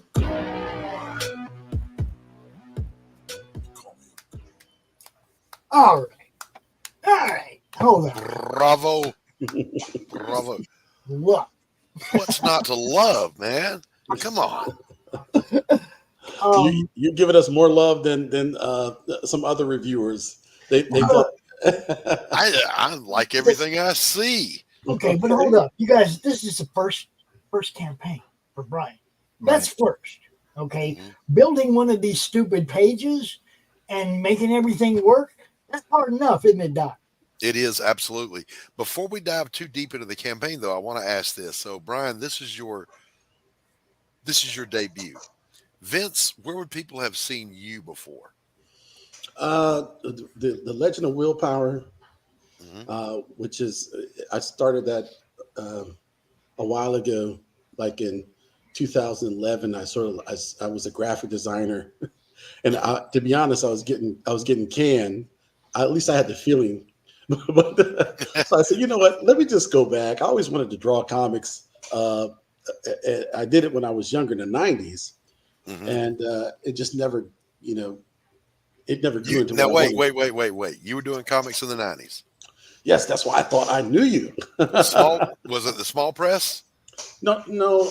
I was more like a lackey in the studio. Okay, all right. But how they told you to draw these pages for you.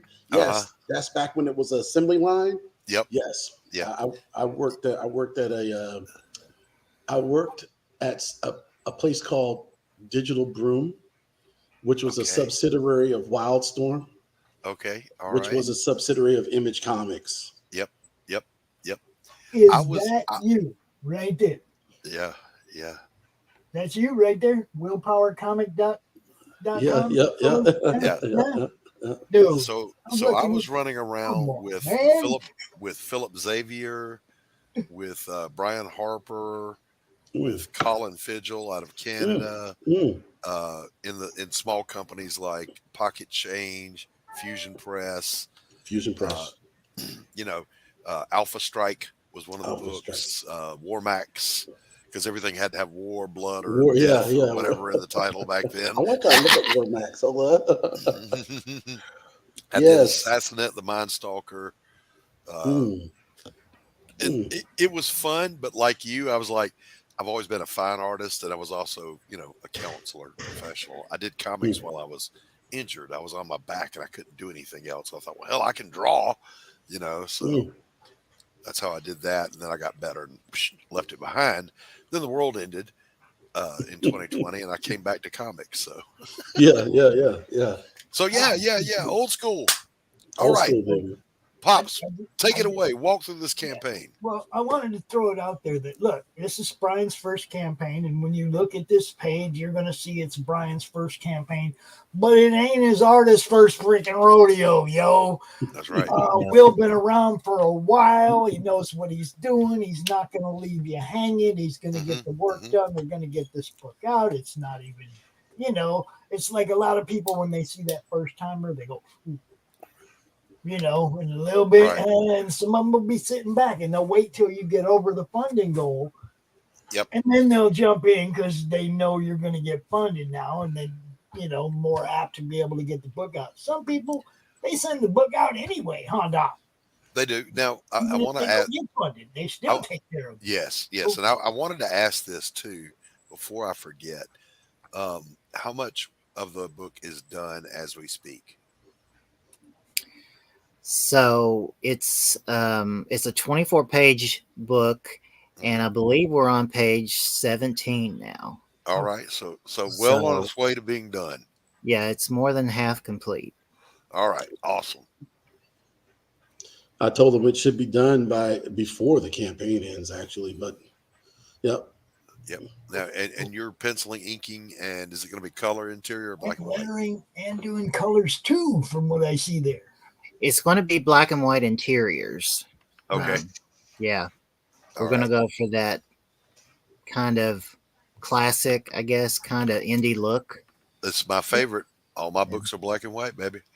Really? Okay. Yes, sir. Yeah. We are fans of the line work. I don't mind if you come out later and say, hey, we're going to add this stretch goal. If we get to this amount, we'll give you a color option too. Yeah. But then the fans are far ahead.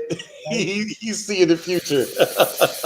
this is how you have to think, because if it does well, you get to that stretch goal. Now you stretch that goal out far enough so it pays for that. It's not like it's just you're going to give it to people. It's like you make sure any stretch goals pay for what you're offering. Yep. I mean? Hey, Vince and Bryan, real quick, let's talk about this the design of the main character here. Yeah. Tell us what you were drawing inspiration from. First, let me say this. This all comes from Bryan's brain. He brought it to me, and I just fleshed it out. Okay. All right. So you're going to have to ask him.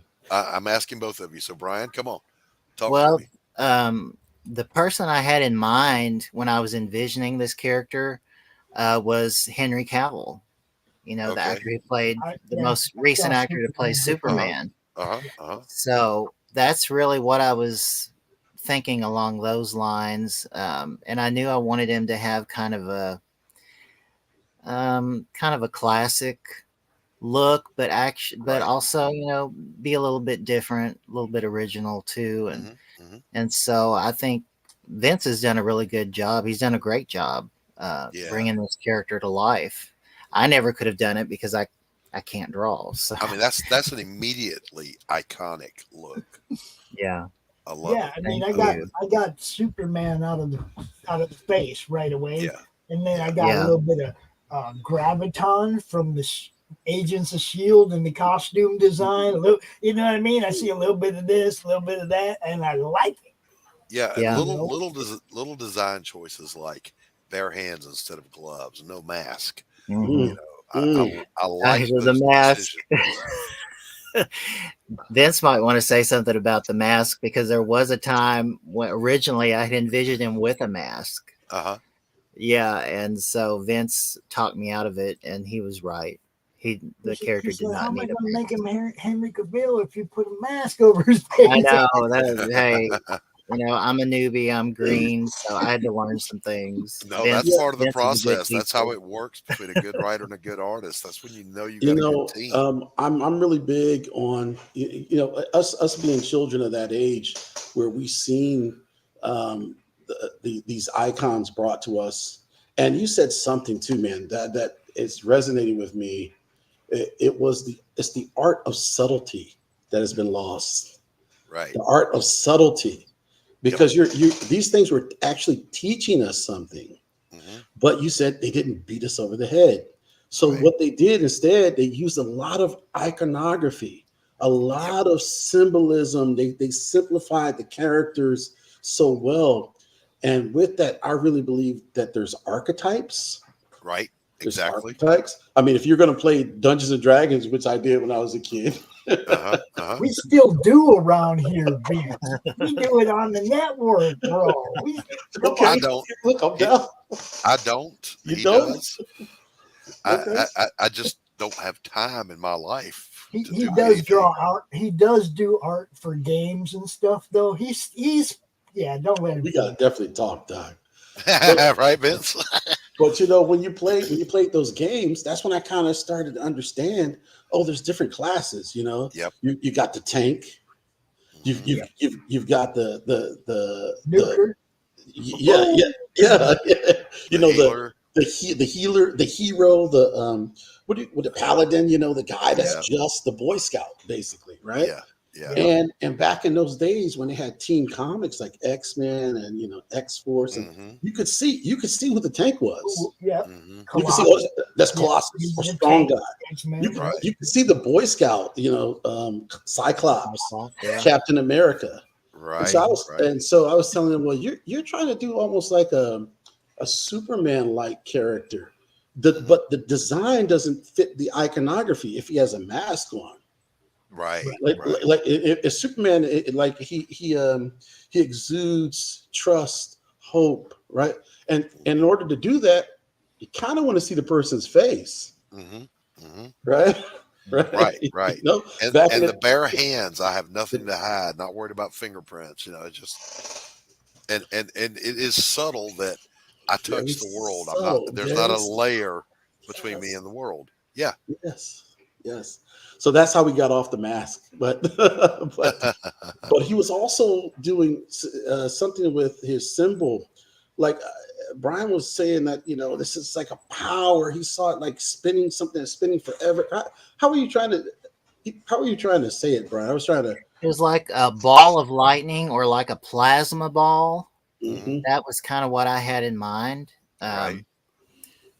Because I knew I wanted him to have some kind of icon, some kind of symbol that referenced lightning, because that's part of his power set. So that was very important.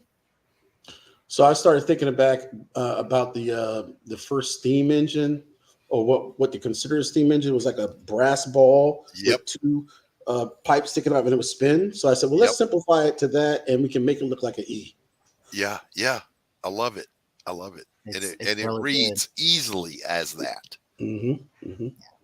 Excellent composition, design. Okay, so, bravo. Vince, I have to do this because you're an artist.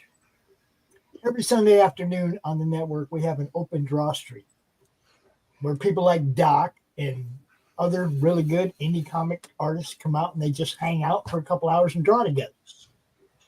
You are most welcome to join us, man. Anytime, hit me up. You are invited. You know, invited. Invite accepted. We got to talk more about that after the stream for sure. So I get the particulars. Unfortunately, gentlemen, I'm going to have to bounce. I've got a meeting. I got to go meet my publisher. So it was great meeting you, Bryan. I wish you too, all Doc. the best with your campaign. Thank Vince, great to meet you. We are kindred souls of a certain age. Next time I want to be going to you with that meeting to the publisher. All right, guys. Make sure you tell Anthony not to be scheduling no more meetings during our shows. All right. Later, everybody. Okay, bye. Now then, we get to get down into this down here. The line art, the beautiful art from the interior. Dude, this is what I'm talking about. Okay. I love to see the line work. You know, sometimes the colorist comes in, and I'm not trying to dirt on any colorist because some of you guys are awesome, but sometimes you come in and you kind of wash out the line work with your shading, and it's like you might go a little bit too dark, and now we can't see those lines at all. Don't you? Yeah, I was. Bryan and I were trying to prepare like a sample to send to people this morning or yesterday. Yeah, last night. And so it's just black and white. It's not even completed. Half the pages are lettered, some aren't. And Right. I remember he was a little concerned about the size. Should he print it on an 8.5 or 11 or not? And I was trying to tell him, I was like, back in the day when you sent out books like this, they used to be called ash cans. Dude, I was just going there. I didn't know that's where you're going, but I was going to take you there if you weren't. Yes, I love ash cans. And I guess Bryan's a lot younger than me because he's like, what is that? What's that? I said, you young boys don't know. But I would rather look at an ash can more so than the book. Well, see, this is one of the things that I encourage people to do, okay? You got a 24-page book, right? One of your stretch goals should be a 6-page ash can starting the next episode or next issue, right? Yeah. Now people mark your book, you made that stretch goal, they get an ash can letting them know kind of where the next one's going. I mean, as long as you're not giving up cliffhanger stuff or whatever, it's a fine line to walk, but you can do an ash can that's just preview art of the next issue, right? It don't even have to have no story. I'm gonna write that down, Pop. Oh yeah. Steal your idea. Dude, look. I've been doing this for so long. I've seen so many campaigns. I've talked to like 3,000 people on a show about their campaign before. Wow. I've seen stuff, man. I've offered ideas to people.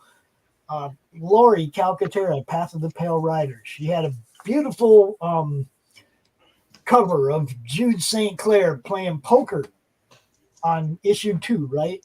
And I was like, now I want a Path of the Pale Rider poker deck. So now it's part of her campaign. She's making a poker deck. Every 50 backers, she adds a new card, and she sends them out with each book, right? And it's like, I got like 6 or 7 cards so far of the deck, and they have her characters featured on the base cards. And so, dude, it's just bad. That's a cool idea. But it was a stupid idea that I just threw out there, and she ran with it.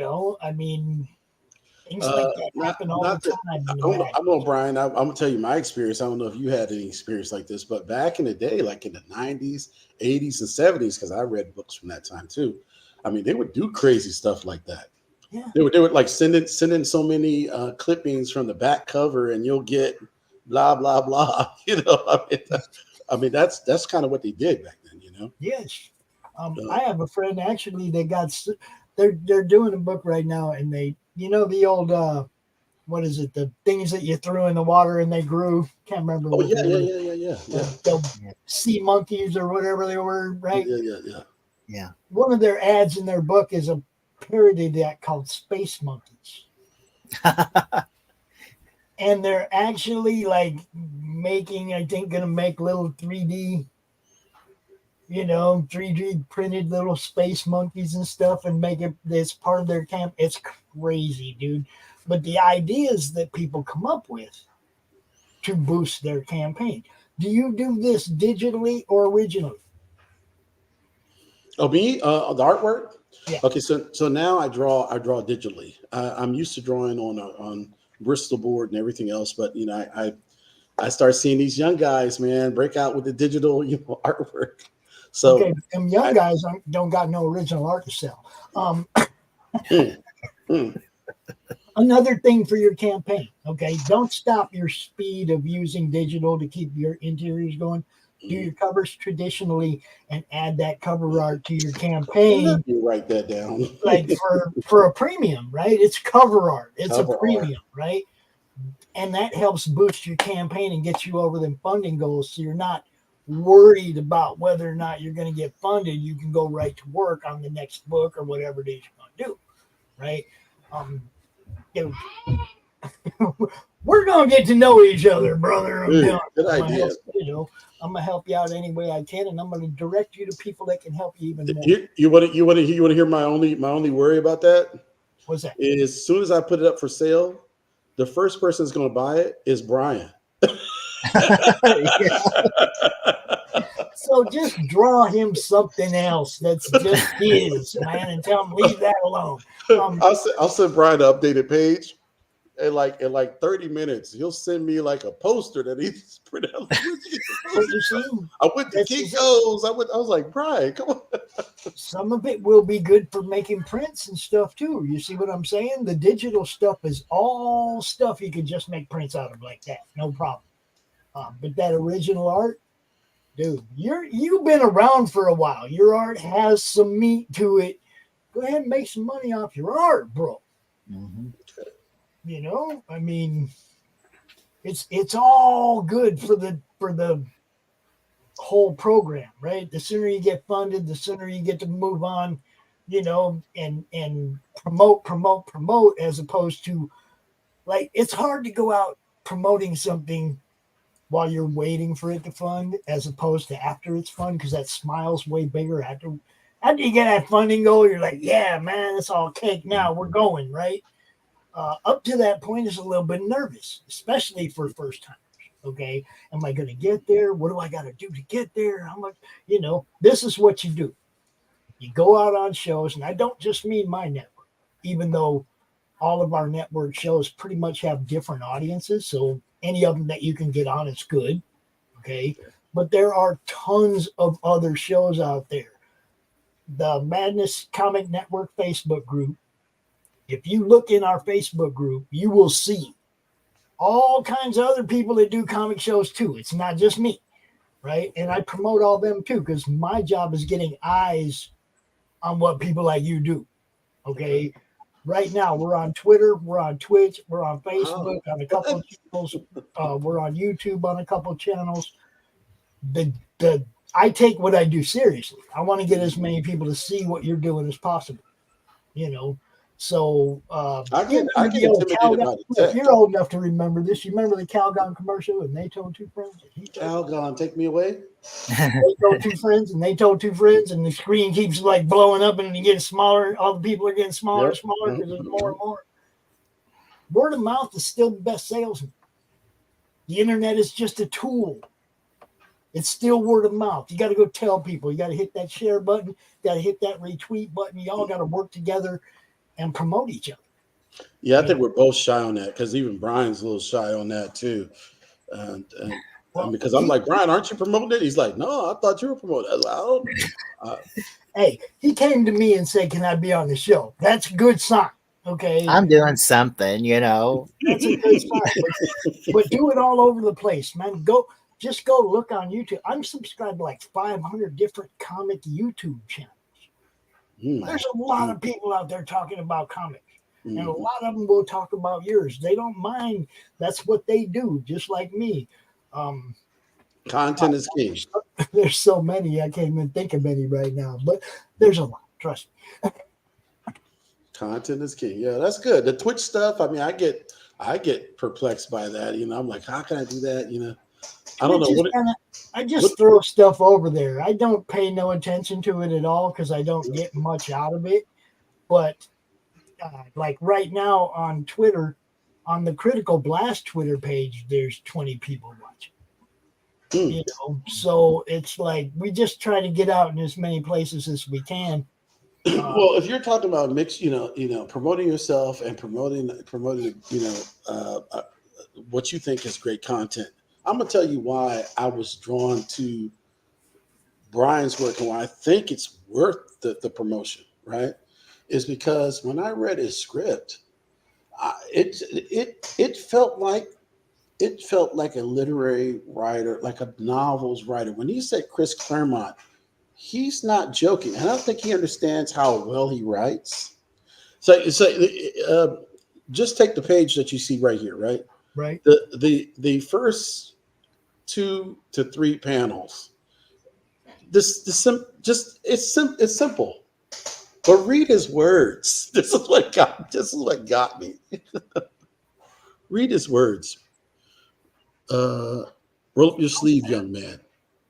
This is going to sting a little. Classic. It's just classic. Then tell me. He says, wait, tell him. I can't even. The man's out my old man's eyes. Bryan, can you see better than that? It says that if he behaves, he might have sweets afterwards. Yes. Make sure he understands. Yeah. And he says, oh, he does, Mr. Griddle.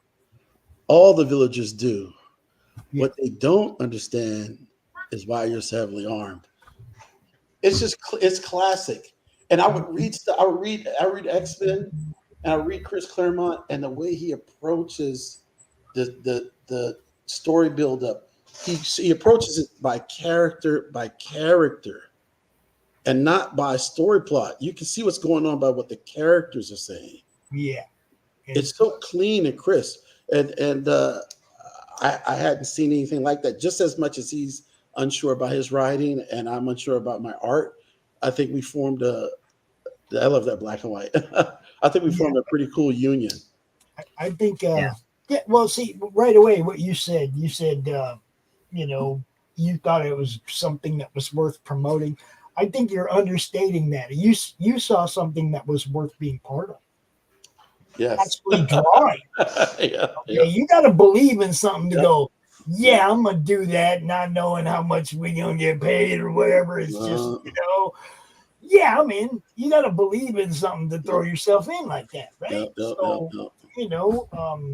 Like I said, I think you kind of understate it by saying it that way. I think you, and I do see something here worth promoting, obviously.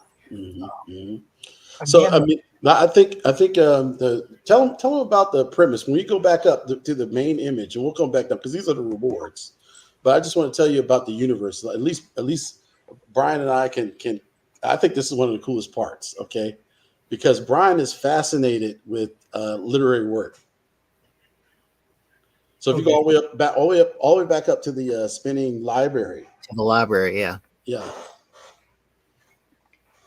Okay. Here. Yes. So go ahead, Bryan. Go ahead, Bryan. Read. So basically, the immortal universe is like a cosmic library. You have all these different volumes, and in each book is a different story, different set of characters, different, sagas or whatever, but yet it's all different universe in each book, basically. And I really can't take credit for that because that was Vince's idea. He had the idea of the cosmic library, and I think it's a great idea. So instead of a regular multiverse where there's dimensions, no. The dimensions exist in each book in this cosmic library. So this first book that's being pulled is the Immortal. The Eternal. The Eternal. I keep getting Immortal Universe. Is the Eternal. But there's other universes in different books. And you know how you can have crossover? Well, what can happen is books can fall out as you see they're flying around. And they can land on one another, and you can have crossover events. And maybe some books will actually be able to form bonds between the spines, bonds between paragraphs, And this is how we formed our multiverse, and the Eternals being the first to debut from it. I thought it was pretty cool, especially since he's fascinated with, like, all great works like tell me some of the books that you brought to me, you brought to my attention that you are inspired by. Oh, like some of the literary works that I based some things on, like H.G. Wells's books, Jules Verne. Let's see, Bram Stoker, all those literary, those great, works of fiction. So all the characters are from those works of art, but they have been, what would you say, changed? They've been modernized. They've been kind of modernized, got a different spin to them. They're not necessarily, married to that whole backstory, that whole history. We're taking some elements from those stories, from those characters, and we're just kind of doing our own thing with it. It's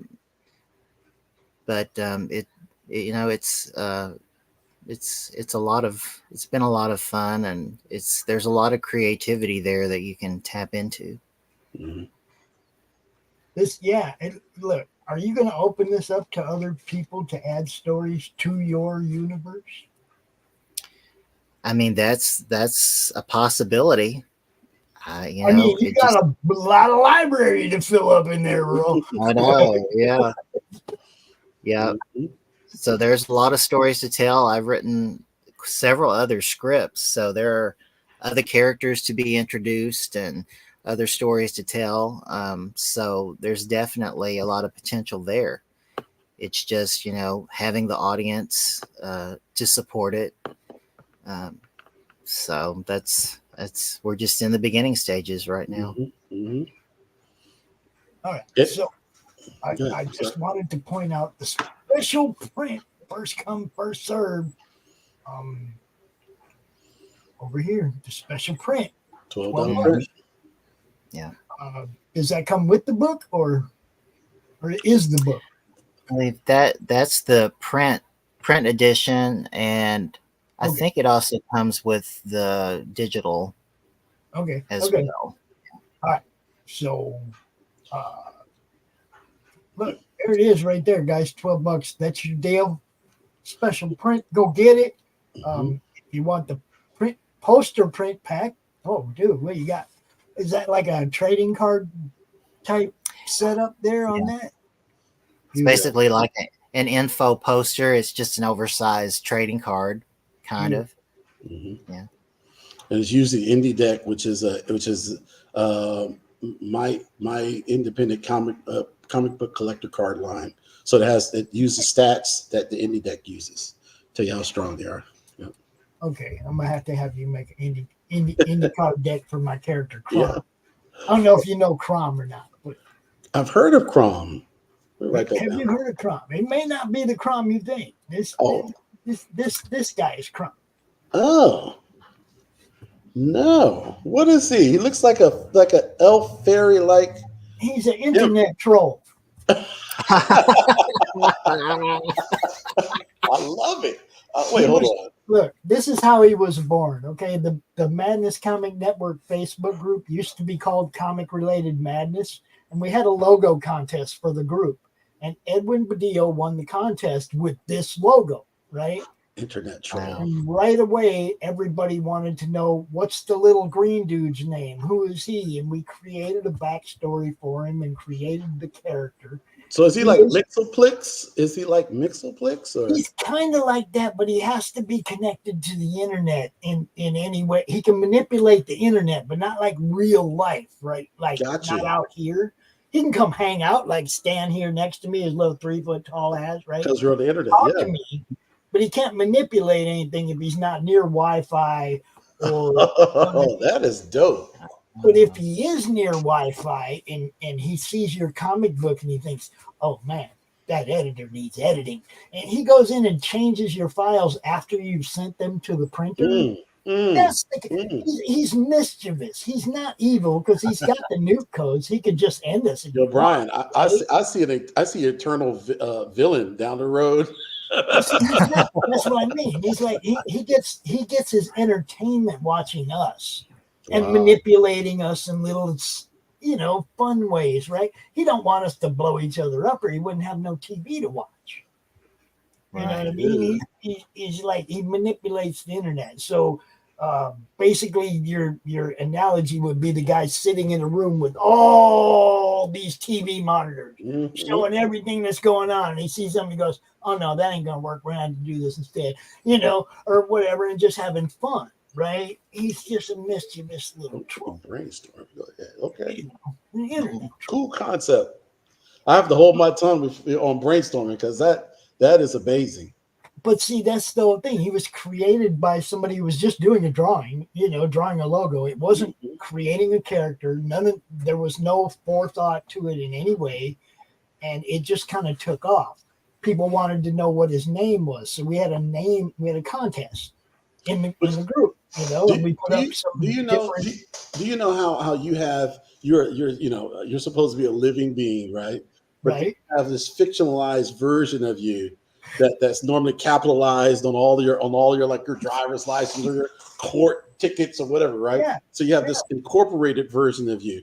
What if there's a digital dead man of you comprised of all your data, all your social security numbers, where all the sites you have visited, and he has thousands of those puppets that he could. Oh, I can't touch you in the physical. But you know what? I got the straw man right here. He definitely can mess with stuff, that's connected or part of the internet, right? I mean, cool idea. He can take. We blame every thing, every technical thing that happens wrong in the network. We blame it on Crom. I love it. It's his fault. Crom, help us with our Kickstarter, Crom. it was funny because the name was just an acronym of the group, Comic Related Madness, Crom, right? It was just an acronym, right? And people loved it, so that went. It became Crom, and then I've had people write short stories that involve Crom with their characters and their universes because it's all on the internet. He can interact with anybody's universe, right?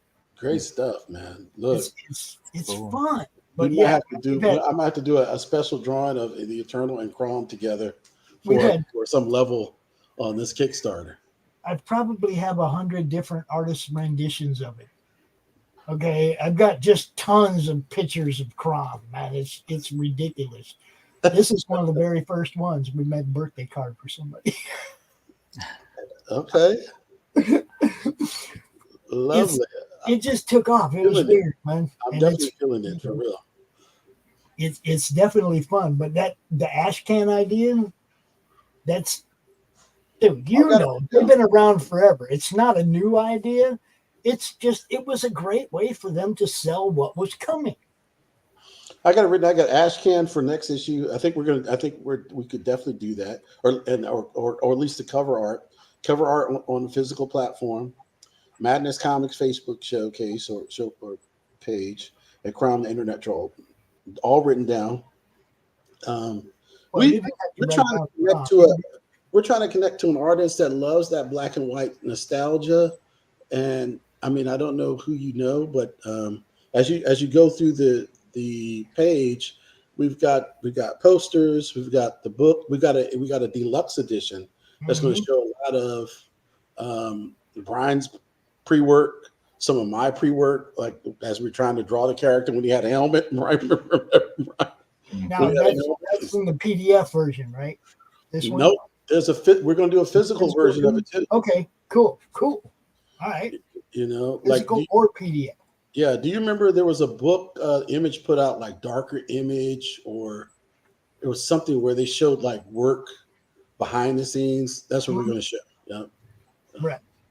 I think I have one of those. Like, I think they were anniversary books. That Yeah. I think I got one or two of those. Mm-hmm. I'm like Brian. I have boxes of comics. I have filing cabinets full of comics. This wall is all boxes of comics. It's like, I'm a collector, man. Gotcha. So Yeah. The ash cans and stuff, that's from the old school collecting days. I think I even have like the wedding of Rick Jones. Oh wow, yeah. I think it was Grey Hulk that was at his wedding. Mm-hmm. That's cool. I got some cool ash cans from back in the day. And that's the librarian grabbing one of the books. He's grabbing the Eternal. He said, the story. So it goes in and tells you the story. I like I said, I like the library concept. Mm-hmm. I like the library concept because you can just pull stories and then when you get this thing established a little bit, you can offer people to submit stories. You see what I'm saying? You can add your character to this book as well. There's a special level, I think it's $40, where it says add your hero. They can appear on this. Tell them, Brian, because you're kind of familiar with the story better in that. Well, one of our villains in the story has a cork board, and the Eternals picture is on it, and so the idea is that other heroes' pictures are on it as well as their targets of the villains in the story. So they'll be displayed alongside the Eternal on this cork board. Yeah, I'm trying to figure out how Crom would fit into that because he ain't really a hero. Well, he's an international internet troll. It's wanted in all kinds of countries. So, heck yeah, I could definitely see him on the board. Heck yeah, I could see him on any comic book like universe board. Like we're concerned about Brainiac, Namor and Crom. He's messing up the universal money system. Yeah, well, that's just it. He could do anything he wants, right? I mean, he could crash the market tomorrow and just act like everybody bought out when nobody did, and they'd all be going, "I didn't do that. What happened?" Yeah, we need to get Static Shock, Haywire, and a couple of other electrical characters that go into the net to try and stop this dude. So, we actually play some internet RPG games where I've brought him in as a character, and it has been fun playing him. But the GM has to understand the weaknesses and advantages to playing Crom because there are weaknesses. Like you say, you can't really manipulate much outside the internet, right? Yeah. So he's great for doing your research. He's Brainiac for setting up strategy, but not going to be much in a fight. You know what I mean? It's like it's fun playing him because he does have limitations, even though he seems to be omnipotent when it comes to the internet, but he really doesn't.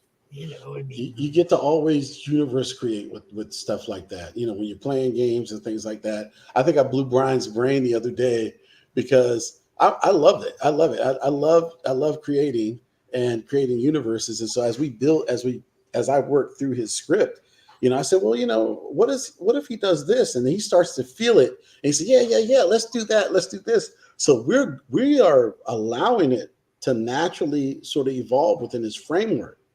Right, Brian? And, yeah. There's some things that he started off with that I was like, oh, well, what if we do this? And we did totally other things. And that's why I know it looks like it works well between you guys because I've known writers that are like, no, we can't change anything. And the artist is like, look, man, I can flesh 2 more pages out of this scene right here if you just give me a little artistic license right here, right? And I've seen writers that are just dead set against their artists making their book better.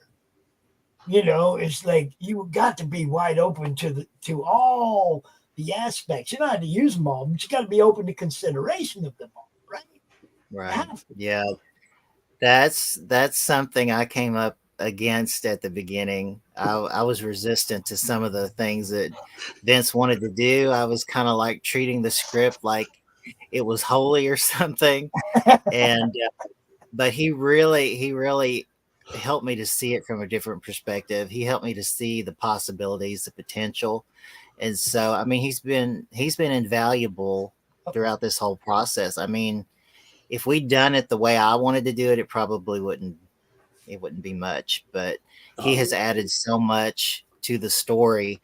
And, made me think outside of the box and consider options I never would have considered on my own. So, I mean, without Vince, there's really no Eternal the way that I see it, Right. Butter my bread on both sides. I wrote some words on paper, but he's the one that has brought it to life. So I'm looking at that top panel right there. Dude. That took a lot of work. Yeah. I see you up there, bro. I'm just saying. I wish you could read I wish those captions were big enough to read. I can read. I can read them. I'm just saying. I'm looking at it and I'm like, you're not half-assing it. You put some time in that. You see what I'm saying? I appreciate that because there's a lot of people out there just trying to get a book out and make some money, and then there's people out there that are really dedicated to what they're doing. And they want to give you the best product possible. I like seeing somebody that's actually willing to put a little time into it, especially not knowing what you're going to get in return. That's dedication to the product, to loving the product. You guys are awesome, and I hope you guys do really well on this. I really do. Thank you. We've been doing one of those Tesla lamps because as you go down further. It's just good stuff, man. Yeah. Get with it, people. Get on this one. Tell everybody about it. You guys know how this works. You share, you retweet, you post it out. Even if it ain't for you, that doesn't mean your friend won't like it. You gotta promote, help these guys out to get seen. They don't have the MCU out there putting their characters on the freaking movie screen. They need our help to get seen. Do the thing, people. And while you're at it, after you back this, go over and check out the willpowercomic.com store because I'm probably going to spend a little time looking at that later too. I'm just saying, I'm looking forward to it again. Now, one thing that we do in the network is we do launch parties. We do countdowns. I don't know if you know what a countdown is, but we'll come out here an hour before your campaign ends. We'll hit social media. Hey, everybody, this one's almost over. You better come get it and remind people that it's almost over. Okay? So you got some time left on this one. It's not like an immediate issue, but, before it's over, get with me. We'll schedule a countdown for you, and we'll make sure we come out and remind people that it's almost over. And if you forgot, come get some. Yeah. Cool. Like I said, man, just hit up everybody. Hit up everybody in the network that does a show. If you go to the YouTube channel, every playlist is a different show run by a different host or set of hosts that has a different audience. We got a whole bunch of playlists over there. Laurie's show. Well, Laurie's show is booked out till November. Doc's show, who was here earlier, he has a show on Wednesday that he does. We have the Freewheeling Fridays, Late Night Friday show. Just tons of shows, and we're not afraid to do a special edition for you if none of those meet your timing. We just like to get people seen. So, I appreciate that, man. If you feel like you need another boost at some point or whatever, hit me up. We'll bring you back out on a show, no problem. And the goal is modest. What, $1,200? Yeah, you're over halfway there. So in 2 days you're over halfway there. I'm not worried about you making it. I'm pretty sure you're well on your way.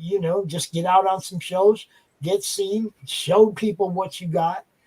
I think I want to play this trailer one more time on the way out after we sign out, so that people can get another look at the trailer.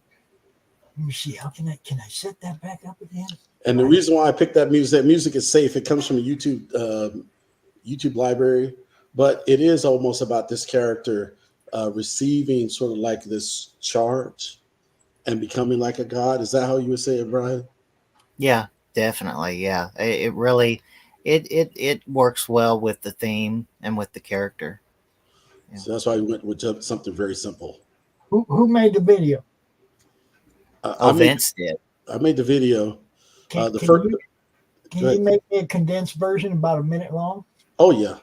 Okay, I will give you my email after we're done here. All right, no problem, for sure. Get that done. So one thing I got to say, or I have to make sure that you guys, if there was anything we didn't cover that you wanted to talk about or whatever, I never want somebody leaving the show going, man, I didn't get to talk about that, or I forgot that, or whatever. So take a minute. If there's something you wanted to cover that we didn't, by all means, man, the podium is yours. I have a Facebook page for The Eternal, and it's just facebook.com. I'm not sure of the URL, but you just type in The Eternal, a comic series, and you should be able to find it. When I get a chance, I'll send you a link to it. Oh, cool. And I'm always down to work with creators, especially if you are pledging to this Kickstarter. And I think we are looking to possibly grow, but it's going to take time. We got to prove that what we're doing has some validity, and by bringing it to life, you're allowing us to actually possibly help you and others, in doing this. Well, like I said, I seen Bryan was new, and one of the things I've always been known for is bringing new people out here and trying to help them get funded on that first campaign and get that leg up, Now, like the guy that was on the show with us, the previous guest, Sam, 5 years ago, we did that for Sam when he had one book. Wow. Actually, I think he had a game and a book, okay? But I didn't know much about the game at that time. But, he had one book, and we came out, and now he's just got all kinds of stuff, right? But that initial leg up, man, people like me, promoters, we can't just promote the big guys and go, yeah, I helped them. Look, they sold a whole bunch of books. No, you got to help everybody, man, because indie comics is a nation. It's not a state in a country. It's the whole freaking country. And, you guys, like I said, you don't have the MCU or the DC or Warner Brothers or anybody putting your stuff on the big screen.